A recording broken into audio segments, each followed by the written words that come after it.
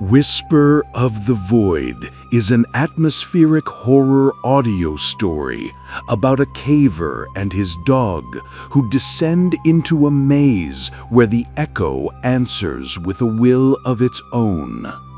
What begins as a light vlog turns into a pact with darkness. Here, names are keys and silence is a weapon. Perfect to listen at night, bedtime, eerie, intimate, and tense without cheap jump scares. Just stone halls, whispered replies, and a choice between saving yourself or a friend.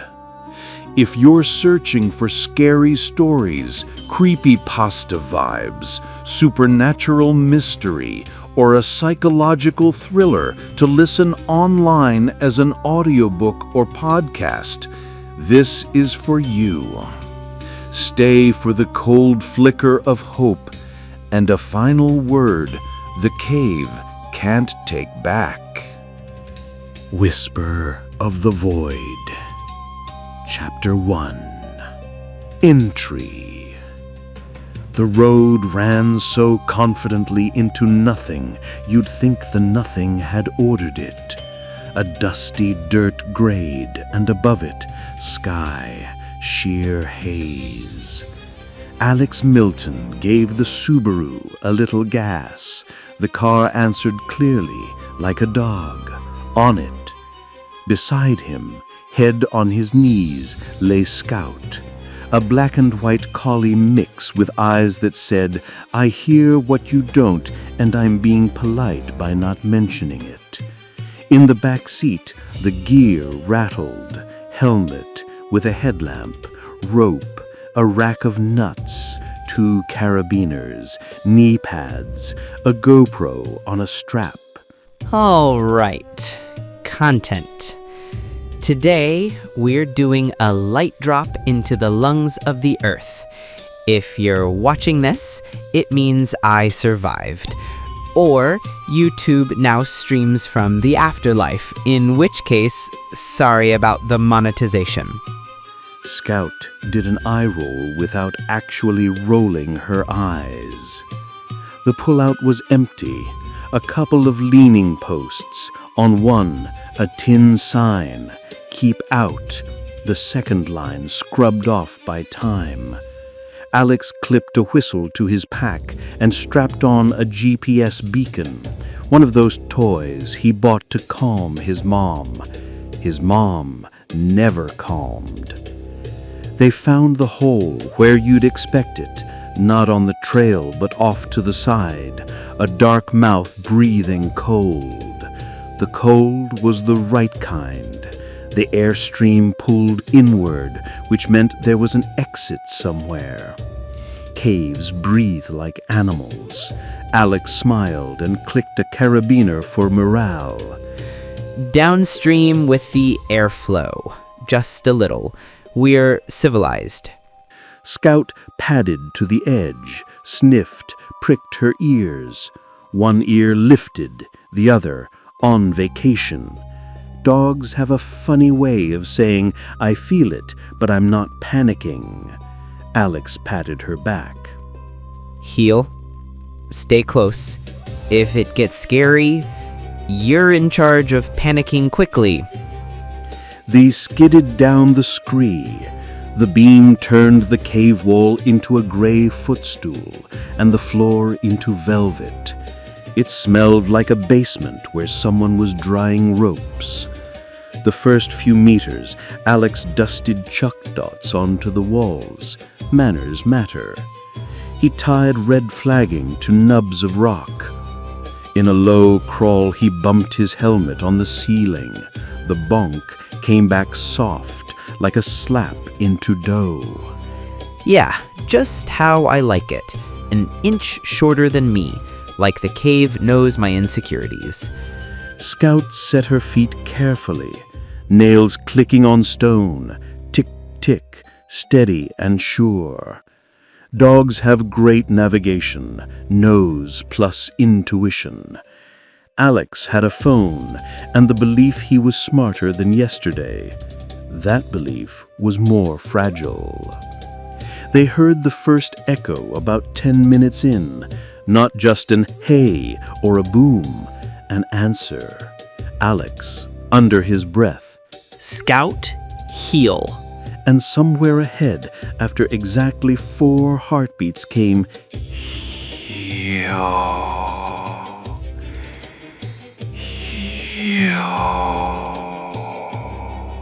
The stress slipping at the end like a heel on a slick step.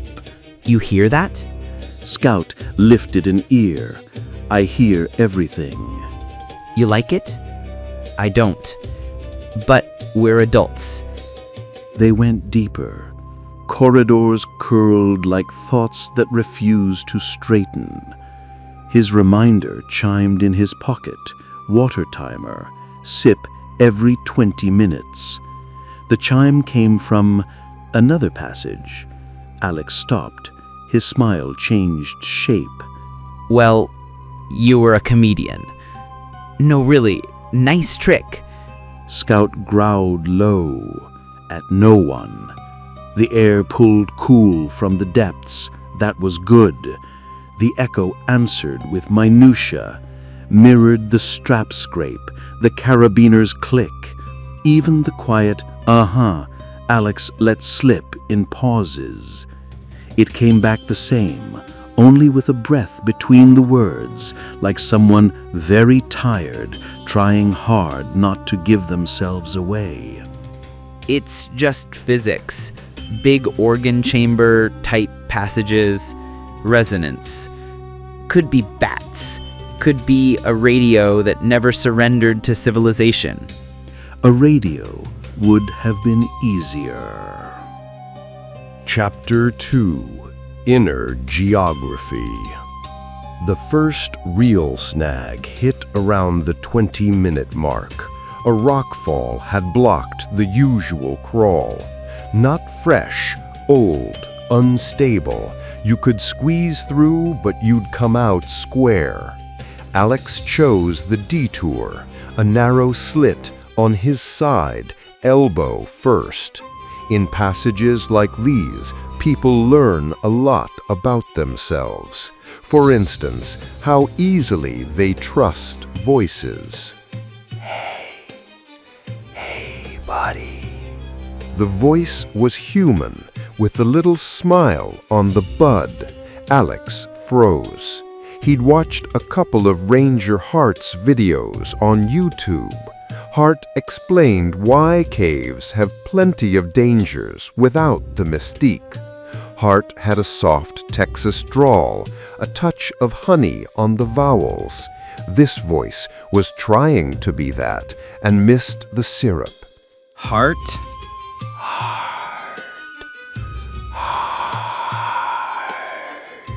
The stress hit like a hammer on a nail. Alex clenched his teeth and shoved forward. Shh. Scout was wedged between his boots, breathing quietly, the way only dogs can. In the next pocket, they leveled out, sat, shined ahead. The beams fell across the rock, and for a second, the walls seemed to wince. A faint signal slipped through when Alex held his phone up high like a student ID. He opened the ranger station chat and dictated. This is Alex Milton, entering at these coordinates. Entrance is stable, old markings on the walls, everything's on plan. Dogs with me, plenty of water. Yes, I'm hearing a weird return. That's normal. I think that's normal.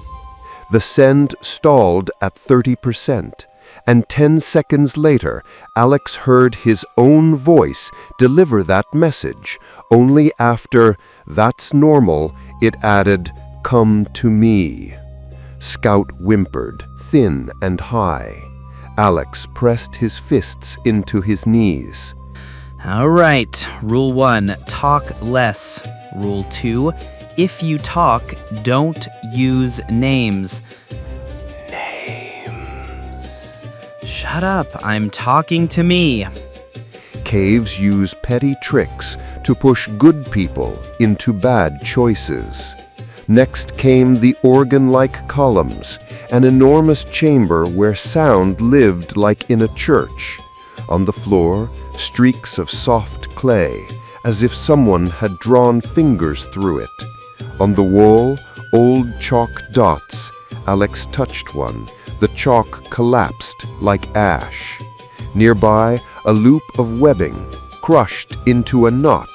It was set for a single yank, the kind you tie when you want out and change your mind at the last moment. On a ledge lay a cassette, an actual tape, labeled Vortex 98. He picked it up, fished out a little dictaphone, an old one, batteries barely alive. He hit play. Through the hiss, he heard voices, men, upbeat. Rule 1, don't call people by name. The cave loves names, takes them like coins in a fountain. Rule 2, don't pry at a boulder, even if it's about to go.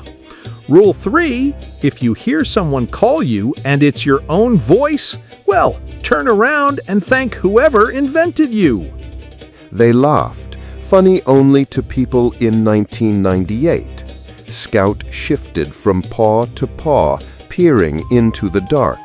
The echo chopped the tape into bits. Don't call, coins, turn around, and slipped a breath between them. The breath was like a living thing, only beating in time with a drip somewhere far away. Let's move. Silent. He unmounted the GoPro from his helmet, clipped it to his chest, checked the batteries. His reflected beam carved a mouth on the wall for a heartbeat, a wide, ragged slit, as if the rock at that point had tried to speak and tore its voice. Chapter 3: Silence as Work. Silence is work too. You have to do it. Breathe evenly through your nose.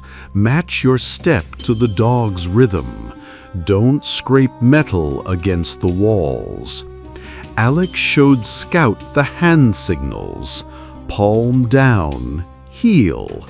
2 fingers, with me. A circle, around. Scout nodded as if she spoke English and took the lead. Ears on alert, tails set at hope level. The cave tolerated their discipline for a long time.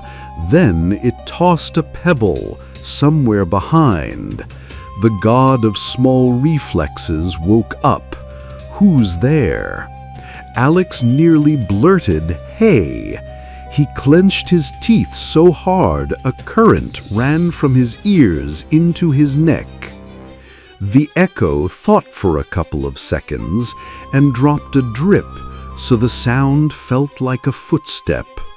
And from a narrow crawl they weren't aiming for came a whisper, "Scout!" The dog flinched. Alex crouched, cupped her head in his hands, looked her in the eyes, human friend hypnosis.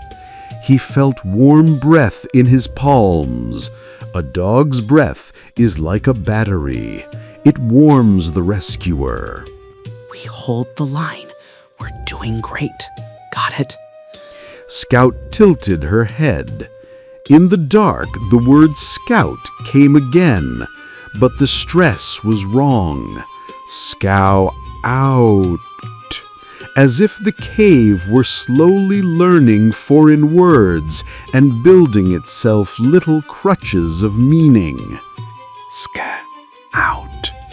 In a slightly larger pocket, the cave gave them a gift. The smell of dry grass. So wrong in wet limestone that the brain said exit. Alex stepped toward the scent and ran into a blind pocket where the air stood still. The smell had been brought to them, as if someone held an open bag of hay to their faces and took it away. Scout gave a soft groan, which in doggish meant, "They're teasing me." So that's who you are. You like to tease. You almost love. A funny thought, but accurate. In a cave with nothing but stone, a love of sound is the only pastime. Chapter 4. Break. They crawled through a narrow subway, belly dragging clay, elbows snagging, only one choice, forward. There came a moment when Alex's light made the wall look almost transparent. Not really, of course, just angles lining up. And there, on the other side, a shadow seemed to slide, not toward him, behind him, as if something was moving parallel. Who's there? And instantly regretted it. Who's there? Came from behind, and a stranger's rasp slid between the two syllables like a hissed little letter. Scout vanished, dropped into a short bubble to the right, claw scrape on stone, a quick thup, and then silence, living, thick. Alex's heartbeat pounded in his ears so hard that for a second he decided the echo was now answering to his pulse as well. No, don't call. The echo patiently repeated, "Call," again and again. From somewhere came the tapping of claws, too regular.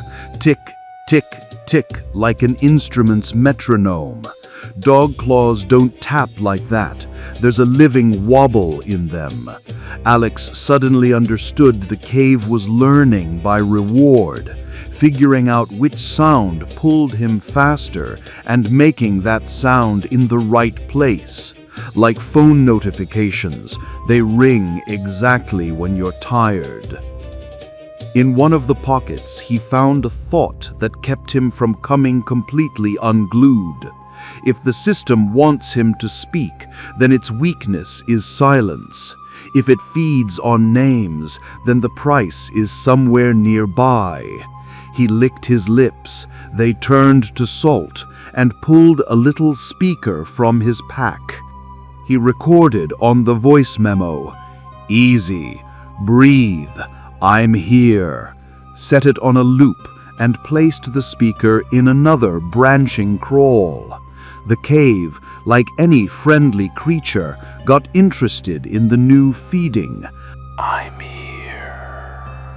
Shifted over there. The breath in the walls went thick. Without saying a word, Alex shouldered a pad of clay aside and detoured the other way, against the draft. About 5 minutes later, "I'm here" came back with the word "come." He killed the speaker, pressing the button with his cheek, as if he was afraid his fingers would lose position. We're one knot. He whispered to the dog. When in the next pocket, Scout surfaced from somewhere, pressed her nose into his palm and looked. "I thought you went that way." Alex moved the tracker onto the dog, then added a second one on himself. If it came to it, rescuers would see 2 dots, and that would make them work nights. He took out a chunk of charcoal and scrawled on the wall, big and crooked, "If you find this, lead in silence." Below, an arrow toward where it breathes. Below that, a name. He raised his hand and lowered it, didn't write it. A name is a key. You don't leave keys in sight. Chapter 5. The Bargain. Farther on there was a chamber where a drop of water fell in time with his heartbeat. He stood and realized. The rhythm slipped whenever he thought about something personal. "Don't think," he told himself. The cave answered, "Think." The siphon turned out to be shallow, water up to his chest, icy as if winter had run its palms over him. Above the water, 8 inches of air. No need to dive, but there was no hoarding oxygen either. Scout slipped through first. Dogs are good at not thinking about future complications. Alex stepped in. The chatter of his teeth clicked against his jaw. Sweetheart, say your name. You're stubborn. Name yourself so you don't get lost. Alex, I'm here. He smiled, not from joy, from anger. I'm here, but not with you. Air began to move from somewhere on the right, so faint a current normal people wouldn't feel it, and he did, because he chose silence. Scout paddled through, turned from the far end of the narrow subway. Her tail said, "Faster." Alex held his breath and shouldered a stone cheek aside. The cave narrowed, as if offended. When they pulled out, it was so quiet even the quiet sounded like a sound. Alex leaned against the wall and closed his eyes. Inside his head, something took an objectively long time to make a decision. It was simple. If the cave loves names and binds with them, then he had to give it a name, his own. Then maybe it would release another voice, the growl, the gear, the breathing, the things that would haul Scout out. Does it scare you that a person thinks like that? He was scared enough. Okay, let's do it by the rules. Take my name, leave her. The echo waited. Then it repeated, Take my name. Take my name. Take my name. each softer than the last, as if tasting it. Alex understood he had to do this once and for all, like cutting the rope that's choking you. He pressed the tracker's bracelet to the rock so it would squeak and whispered, My name is... and he said it. Clearly, like an introduction, no flourish, like a passport. In the moment he spoke, something in the cave straightened. It seemed to him the air changed. The right kind of backdraft started from the depths toward the exit, as if the space had slightly rearranged its lungs. Alex smiled. For the first time in a long while, the way people smile when they've entrusted their fate to the mail and hope the letter gets there. He nudged Scout forward with a go gesture. Then again, go. The dog didn't want to. She pulled back. He rested his forehead against hers for a long time. Too long for the average viewer. Long enough for a dog to remember forever. Somewhere behind them, a drop slipped off the beat and fell differently. The echo inhaled. Alex lifted the camera towards himself, habit, turned it off, turned it back on, spoke to the lens. If you're watching this, it means I did the right thing. Then he took off his helmet. The GoPro stayed staring upward like an eye. He adjusted his pack strap and didn't say another word. Chapter 6. The Exit. Scout reached the surface 3 hours later. by a dog's sense of time 3 lifetimes. She burst out of the hole, coat caked with clay, legs trembling, eyes round. For a couple of seconds she just stood there, not sure what to do. Then she howled, meaning here. It wasn't a war cry, it was a marker. It was heard. First the coyotes answered, "We don't care." Then a human did. Ranger Hart found them by tracing an arc. The tracker's signal wandered like a drunk, but he trusted the dog's howl more than numbers. At dusk he saw the ribbons, the red scraps Alex had tied by the book, and the charcoal message that makes any throat tighten. If you find this, lead in silence. Hart didn't shout. He never shouted underground. He sat by the entrance and simply waited. The rescue team arrived quietly, like rain. They went down, followed the arrows, stopped where they were supposed to stop. They found a helmet set on a ledge as if someone had taken off a hat and laid it beside them. Next to it, a camera. On the recording, you could hear breathing. You could hear someone whisper someone's voice. Not a name, but an intonation. Who's there? They didn't find the man. No sign of a fresh collapse. No trapped legs. Nothing. Only a drawn-out feeling in the air, like a string stretched too far. Scout slept at the lip of the hole, blinking once a minute like a lighthouse. Hart laid a hand on her head. The dog didn't move. I know.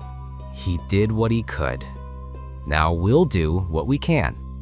He put up a barrier, hung new warning signs. In his report he wrote it straight, without flourish. Probable loss of orientation with passage intact. No body recovered. Risk of further search exceeds acceptable threshold. Dog extracted. He attached a frame from the GoPro, those last seconds of light slipping into black. Epilog.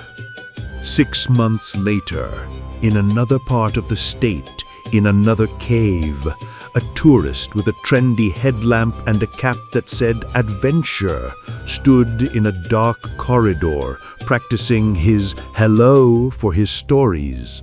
Next to him, a girl rolled her eyes. Just do it already! The tourist took a breath and said, "Who's there?" for dramatic effect. They answered him with a proper delay. Who's there? And then a voice, very tired and very warm, added, I'm here. The tourist snickered. The girl said, Stop, that's not funny. they had a chance to leave. They left. They were lucky. They had a foolish guardian angel. The camera left in that other cave recorded, yet again, only silence, and somewhere between the tiniest sounds, the kind only dogs hear, there was something like a sigh. Hold. Scout, lying at home on the mat by the door, lifted her head for no reason at all and adjusted her ears, one to alert, the other to just in case. She stood, went to the empty chair where a man once sat, and laid her muzzle there. It still smelled like familiar hands, faintly now, but enough to hold on to. Hart sometimes drove out to that entrance. He'd sit on the edge, drink coffee from a thermos, and say nothing. People have rituals too. He learned to love the quiet. and every time he left, he would whisper into the hole, not a name, not hey, not you. He whispered, "Thank you," a word the cave can't take because that word belongs outside. And the cave breathed. It did what it does. It listened. Its job is to send sounds back. Ours is to choose which sounds we throw into the dark. Alex threw himself in, and that was enough for one dog to make it to the light, one ranger to grow quieter, and one tourist to decide that underground it's better not to shout, but to listen. On one rock, on the wall of the organ chamber, you can still read the charcoal. If you find this, lead in silence. No one knows who it's for now, people or the echo. But if you press your ear to the stone, you can hear the cave very far away, as if smiling its cold smile and answering with the right kind of silence.